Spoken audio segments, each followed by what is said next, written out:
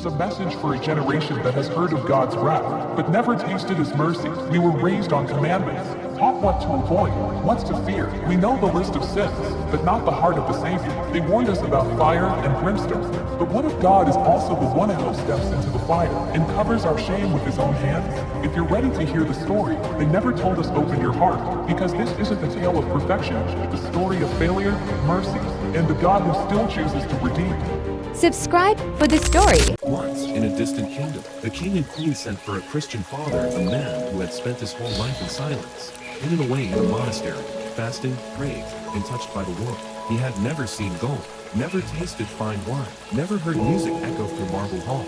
When he entered the palace, he walked like a child in a dream, led by guards into a world his soul wasn't ready for. At the royal table, he sat in stunned silence, consuming food like a man who hadn't eaten in years, not just bread for the stomach, but something deeper, a hunger he didn't know was there. That night, he was given a room next to the queen's chamber. Silk sheets, perfumed air, softness he had never known. But comfort is a dangerous thing. It awakens what discipline keeps buried. As silence thickened, his thoughts strained, his flesh stirred. The king left, and the holy man rose. He crossed the corridor, opened the queen's door. She woke startled, eyes wide with fear. "No," she said, her voice trembling. "This is not who you are. You were made for God. I belong to another." But he moved toward her, overcome. He reached. She screamed. The king came, with 7 guards. The Christian father stood frozen, caught in the act, his breath held. But then, the queen did something no one expected. She looked at them all and said, "I screamed, because I asked this man to pray for me." And when he did, a light came out of his mouth. The room fell to its knees. The king bowed. They believed.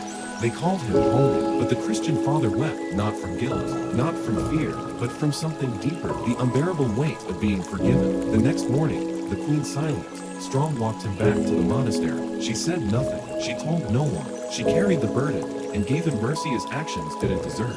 He returned to his silence, but this time, it wasn't empty. He fasted. He prayed, not to become holy, but because mercy had found him and broken him open. He wept for months, and in time, he truly became what they had wrongly assumed.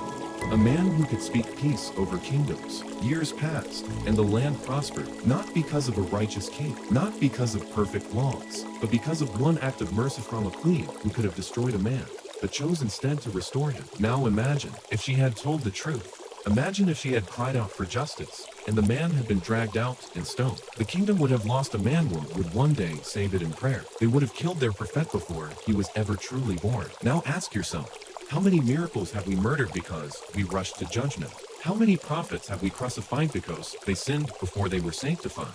God does not delight in exposing sin. He delights in transforming sinners. So next time you know a secret, don't just ask if it's true. Ask what God might do with Eid of Mercy enters the room first. Sometimes, holding back isn't weakness, it's worship. If you know someone who exposes everything, send them this. Remind them, the greatest faith is not always in what you say, but in what you choose to keep silent.